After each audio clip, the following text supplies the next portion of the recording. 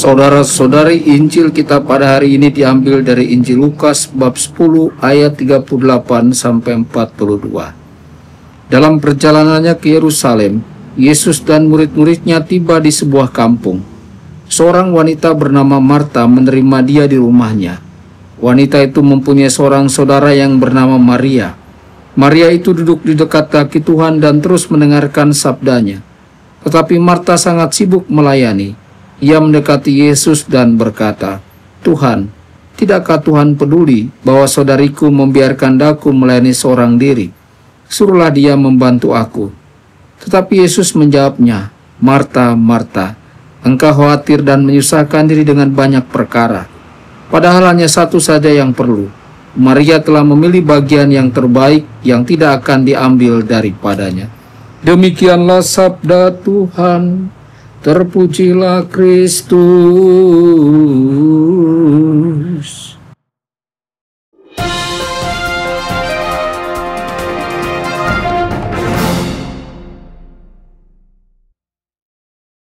Dalam nama Bapa dan Putra dan Roh Kudus. Amin. Saudara dan saudari terkasih dimanapun Anda berada, jumpa lagi dengan saya Romo Tedens dalam saluran Warta Kabar Sukacita.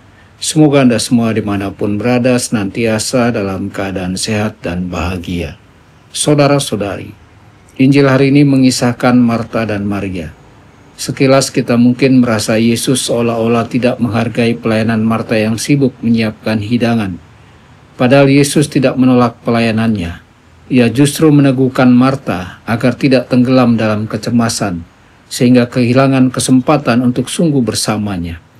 Ia memanggil Marta 2 kali, bukan untuk menghakimi, melainkan untuk mengalihkan pandangan Marta dari hal-hal yang membebani kepada hal yang sungguh penting, yakni mendengarkan Tuhan dan bersekutu dengannya. Saudara-saudari, di sini Yesus menegaskan bahwa ada bagian yang terbaik, yaitu duduk di kakinya, mendengarkan dan membuka hati baginya. Marta mengajar kita tentang semangat pelayanan, sementara Maria mengingatkan kita bahwa pelayanan harus berakar pada doa, pada perjumpaan pribadi dengan Kristus.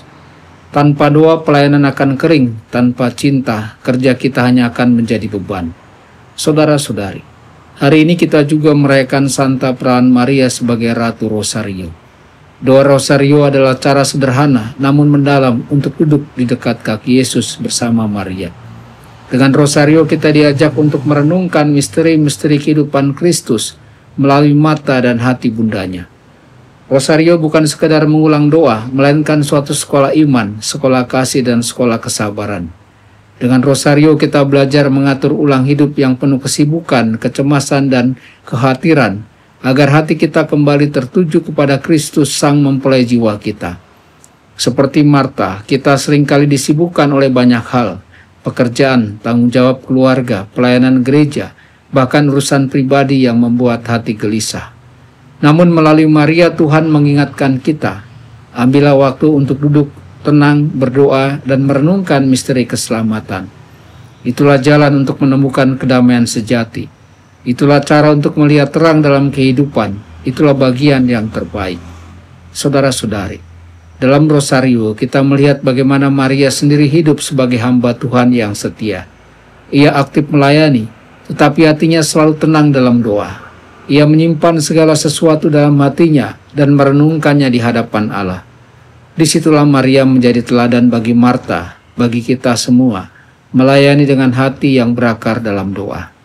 Maka pada peringatan Santa Perawan Maria Ratu Rosario ini, marilah kita belajar untuk menyeimbangkan semangat Marta yang melayani dengan sikap Maria yang berdoa. Jadikan doa Rosario sebagai napas iman kita sehari-hari. Dengan demikian, di tengah kesibukan hidup, kita tidak kehilangan arah, tetapi menemukan Kristus yang adalah sumber damai, sukacita, dan hidup yang sejati.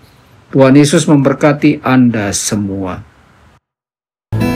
Sabda Allah adalah kebenaran. Sabda Allah adalah kehidupan. Mari kita mencintainya, mari kita menghayatinya. Ya Tuhan yang ku muliakan, sabdamu angkat resahku.